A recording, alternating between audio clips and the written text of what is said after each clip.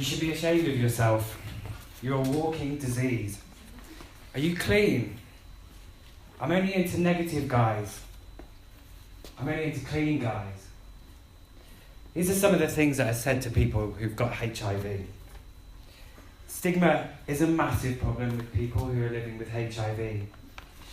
Stigma stops people getting treatment, stops people getting tested.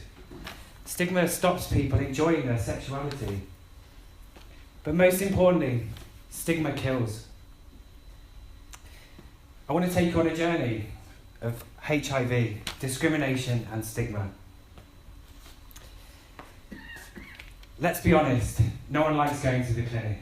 I hate it. I've always hated it. There's nothing pleasant about being there, getting probed, and telling everybody who you've slept with. Nobody likes it. Every time I went, I had the fear that I would get HIV. Let's be honest. I was petrified of it. I grew up in the 80s, and I was used to seeing commercials of falling tombstones and this killer disease that targeted gay men. It was terrifying, and that fear and stigma was embedded into me at a very, very young age.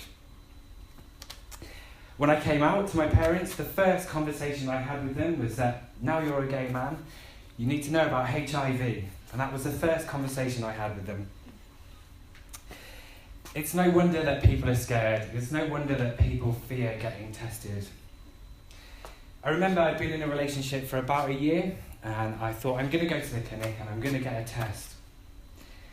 It was August the 15th, 2015, and it was a beautiful day when I got a call telling me that I needed to go back into the clinic. I called my friend immediately and I said to her, hey, what does this mean? Like, what's going on? Freaking out, as you can imagine. I walked in there and I was asked to go in straight away. Met with the doctor and he sat me down and gave me a quick test. And he said, okay, you're HIV positive. In that moment, my world completely stopped. I felt such an overwhelming sense of disappointment in myself.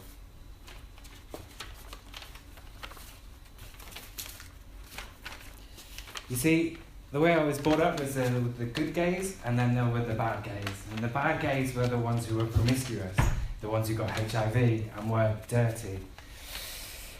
I knew from that point the hardest part for me was getting over my own stigma. After finding out that day I had to go home and tell my partner that I just found out I was HIV positive, and that meant I was telling him that he was HIV positive as well.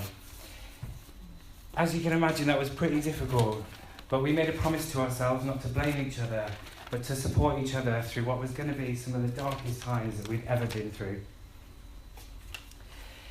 I felt so ashamed about it. It was terrible.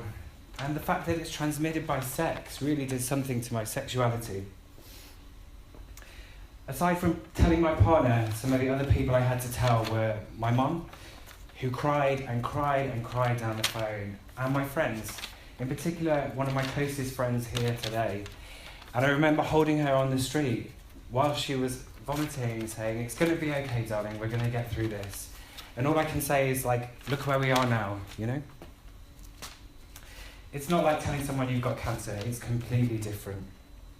And the same fear and stigma creeps in because there's such a misunderstanding about it. I've got to be honest, it took me about a year before I was able to enjoy sex again. And that's really hard because I like sex, so who doesn't? I mean, yeah. But gradually I started to disclose. I had a guy turn around to me and tell me that I was dirty and he didn't want to be near me. The worst was a guy who I disclosed to, and then walking down the street, he saw me and crossed over because he didn't want me to walk past me. But not every guy has been bad, and not everybody is bad. And actually I've met some incredible people who've helped normalise my status. And my previous relationship was with a negative guy. As dark as my journey has been, there's been some really positive points in it as well. And I've decided to use it to do good and change the world. Recently I went to South Africa and I was volunteering in a rural community, as Rich said, as a team leader. It was hectic, but the community we were in had a HIV rate of 40%. So if you look at that room, that's almost half. And the things that stopped people there, the things that stopped people getting tested was stigma. People didn't take their treatment because of stigma. They didn't want people to know. For people living with HIV, stigma is quite possibly the most damaging thing. People in that rural community are still dying of AIDS-related illnesses because they're so scared to take their medication. And that's crazy, and it's all because of stigma. So what I'm saying is that we need to start having a more open dialogue between HIV positive people and HIV negative people. I'm healthier than I've ever been, actually. My medication is so good, and if I take it properly, I'll live a normal and healthy life. I take 3 tablets a day in the morning, and that's it. I'm undetectable, which means that I can have unprotected sex and not pass on the virus, because that's how good medication is nowadays. I'm happier than I've ever been, and I've got to be honest, I'm having better sex than I've ever had as well. Exactly.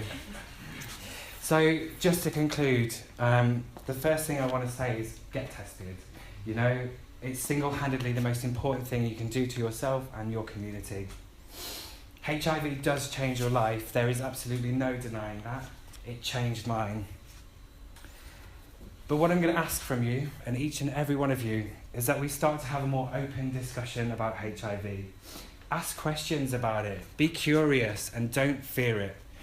Take something you've learned from me speaking today and use it and share it with people.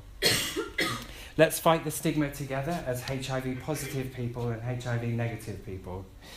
It's time that you and I move past stigma. It's time we move past shaming people because of their status.